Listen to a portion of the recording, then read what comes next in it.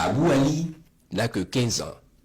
Il est un ancien membre du GESIM, le groupe de soutien à l'islam et aux musulmans. Lui et ses compères avaient érigé leur base dans une localité proche de Bogandé, dans la région de l'Est.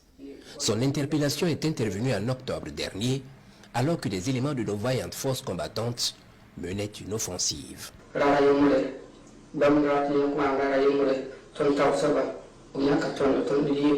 Le jour de mon interpellation, notre chef m'avait envoyé avec un autre combattant pour voler des œufs de pintade.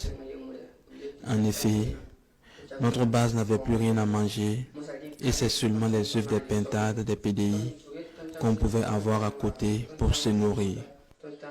Pendant que nous progressions à moto vers le village abandonné, nous avons aperçu de loin des FDS qui venaient.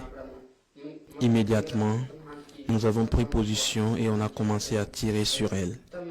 Mais les FDS ont pu nous maîtriser et elles nous ont désarmés avant de nous interpeller. Interrogés, Abou Ali et son compagnon montreront leur repère aux forces de défense et de sécurité.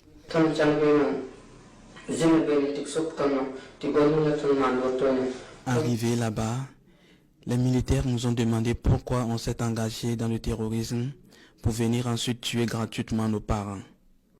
Nous leur avons répondu que nos chefs nous ont dit que si un jeune qui a l'âge de combattre ne rentre pas dans le terrorisme, il ne va pas avoir le paradis.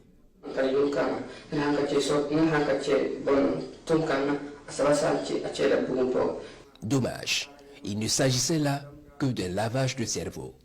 Abou Ali comprendra plus tard que c'est plutôt sa participation active à tuer des innocents qui l'éloignait inéluctablement du paradis. On nous a confié à un imam qui nous a aidé à comprendre que le terrorisme est un péché grave et qu'aucune religion ne l'admet.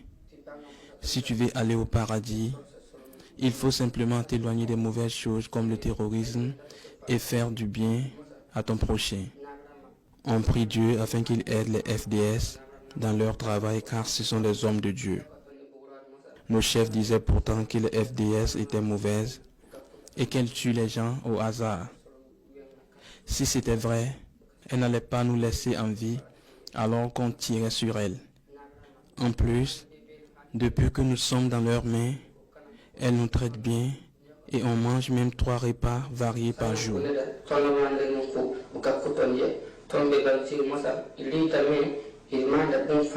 Aujourd'hui, ce jeune homme dit rendre grâce à Dieu qui lui a permis de connaître la vérité et de rester en vie.